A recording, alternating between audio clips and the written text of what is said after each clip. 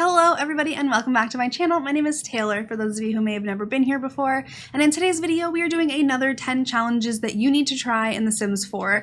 These are some of my most popular videos. People seem to love different challenges in the games, and honestly, I get it. There are so many challenges out there for your Sims to play, and it's not just about Hunter Baby, it's not just about Not So Berry. Like, those are the most popular ones. Obviously, we've all seen them, but there are a lot of more niche random challenges that I want to talk about in today's video. These include things like aliens and just weird family gameplay, and it's just so much fun. I absolutely love these kinds of videos.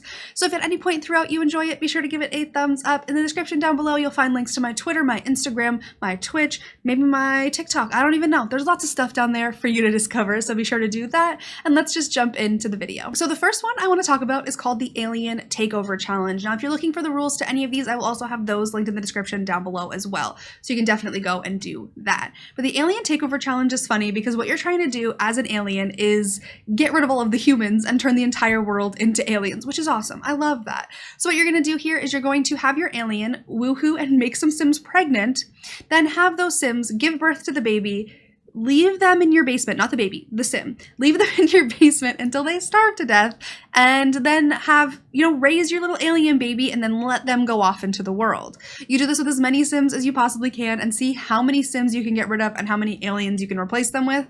And this is just so funny to me. It would also be fun to clone them and add even more if you have the Sims 4 get to work. Obviously, you need the cloning machine and the scientist career and all of that, but that's another fun way to get Sims to duplicate a little bit. That could be really, really fun. And having an entire world that goes from people like Nancy Landgrab and the Goth family to a world filled with aliens could be honestly very entertaining and just look genuinely hilarious. The next challenge on this list is the Serial Killer Challenge, which for some people may not be like the way they like to play The Sims, but honestly we've learned recently in some recent videos that I'm a little bit more evil than y'all thought.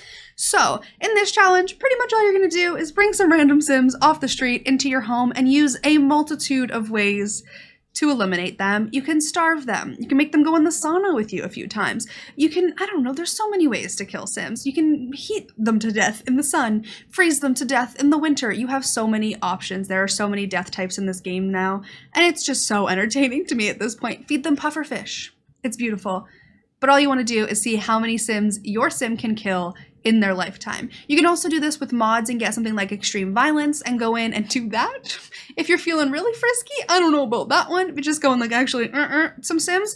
But killing them in the ways the Sims game allows you is a little bit more fun and a little tamer, I would say. But this is a really fun way to play the game and just see how many Sims your Sim can get rid of in their lifetime. And having a little graveyard lets you keep track of that. The next challenge on this list requires you to have the Sims 4 cats and dogs, and that is the Wolf Pack Challenge. In this, what you're going to want to do is make one evil raccoon, your Sim, and 6 dogs, and have it be your wolf pack. You are going to have no money and have to live off the land, and you're allowed to send your Sims off to do some hunting for things to bring you back some stuff that you can make money off of, but you're not allowed to actually move on with your life until you have made 50,000 simoleons. This is a really hard challenge because you actually have to take care of and feed these animals, but they can also earn you income, so they're pretty valuable. They're pretty good. We like the animals, but it is kind of fun to just have your Sim not talk to anybody else and just hang out with their dogs and their raccoon. I think that that's really, really fun. But being able to make money with all these dogs might be a little bit difficult, but you'll be fishing, you can forage, you can start a garden, do all of the things that you would do in a typical rags to riches, but you can't really move on with your life until you have 50K. The next challenge on this list is a Truman Show challenge. If you've seen the movie The Truman Show, you know that it's a Sim that doesn't know that there's a Truman Show happening. So essentially your Sim is the subject of a television program that they don't know that they're a part of. And in this challenge, you're going to make this Sim's life, and you are not going to control them at all. You'll be able to control everything around them, but they just live out their life however they would want to, and you kind of just see how it would go. And there's a lot of different rules and stuff that you want to be able to fulfill for this. So as I said, all of the links will be in the description down below for all of the rules to these challenges.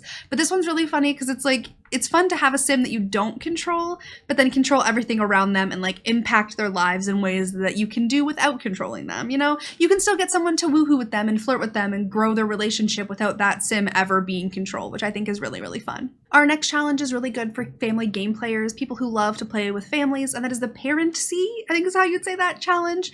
In this challenge, every single generation is going to have a different type of parenting. So for the first one, what you're going to have is a single parent of one, but if they do have twins or triplets, that's completely fine. The second generation, you would have a workaholic parent, and with each of these, you're going to have things that you want to meet to be able to get points. Point systems and challenges are just added to make it a little bit more interesting, but you'll have certain things you have to do. For example, a workaholic parent is going to earn more points if they end up at the top of their career or own a really expensive retail store or restaurant, a 5-star restaurant if you have dine out, and things like that. So there'll be different ones. You might have a painter parent, a commitment issues parent. Like there's a ton of ones that are laid out, and you're going to go through all these generations, and it can kind of switch up your gameplay and have you playing The Sims in ways you may have never done before with parents that you never would have imagined you playing with. And it honestly just keeps it interesting because you're like, oh, what kind of parent are we going to be today?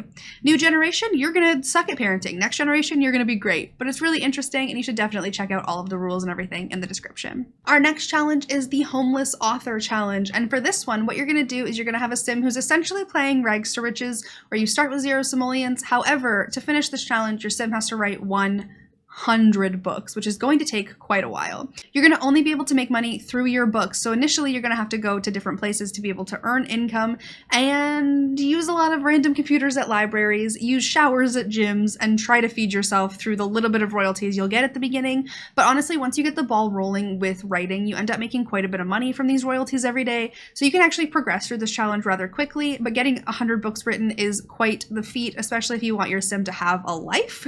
So it is kind of interesting how long that might take you, but in the beginning this challenge is very, very difficult because you'll just have your sim like writing at the library all day long, and they'll be miserable 99% of the time. The next challenge we have is the Astronaut Legend Challenge. This one's kind of fun because your sim doesn't actually have a home because they spent all of their life savings on a rocket.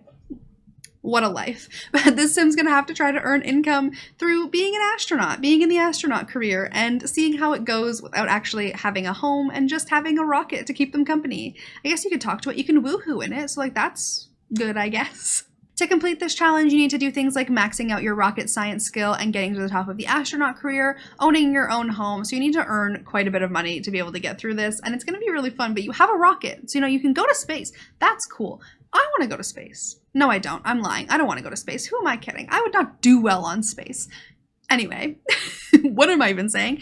But this is really fun because you start off with no money, and anytime you start off with no money, that's a challenge I want to play. The next challenge is 3 Little Sims. It's kind of like the 3 Little Pigs, but what you're going to do here is have 3 separate houses on one lot in the game with 3 separate Sims, and each day you're going to control a different Sim. So day 1 is going to be Sim A, day 2 will be Sim B, day 3 will be Sim C, and what you're going to do is be able to play through their life on those specific days, but not be able to control them on the other ones, and kind of just see what they get up to on days where they are alone. This means that if your Sim has a fire in their home, you can't control them. They might die. You have no control over that because it's not their day, which is kind of fun. And you can judge them based on like what they get up to in their free time, how much income they're able to earn, what kind of skills they have when you're done with the challenge. And that's just really fun to see like what kind of vibes your Sims get up to when you're not controlling them and you have no idea what they're going to be doing all day long. But it is fun to see if they will die, if they'll succeed, if they'll gain skills, if they'll just go start relationships with random people. It's honestly entertaining just to see what kind of autonomy your Sims get up to. And our final challenge on this list is called Going Broke. This has the exact opposite goal of any kind of Rags to Riches challenge you've ever played because your Sim starts with 1,000,000 simoleons and the goal is to have them be completely broke by the time you hit 10 generations. Have $0 left to spend. This is fun because you can start out with a giant mansion. Maybe they go on a lot of trips. Maybe they rent a lot of vacation homes. Maybe they just buy stupid things for fun and then get sick of that hobby like anybody that I know because I like to buy things and then never use them. I have a ton of planners, never use them. Maybe that's what your Sims are into. They just like to spend all of their money. But by the time you hit the end of 10 generations, you're done. You got no money. That is the goal. It's fun to play this in the opposite way of generations and just see how it goes. But yeah, guys, those are some challenges that you can try in The Sims 4. I really hope that you enjoyed this video. If you did, be sure to give it a thumbs up. You can find all the links to anywhere else you can find me in the description down below. I really hope you're having an awesome day, and I will see you next time. Bye, everybody.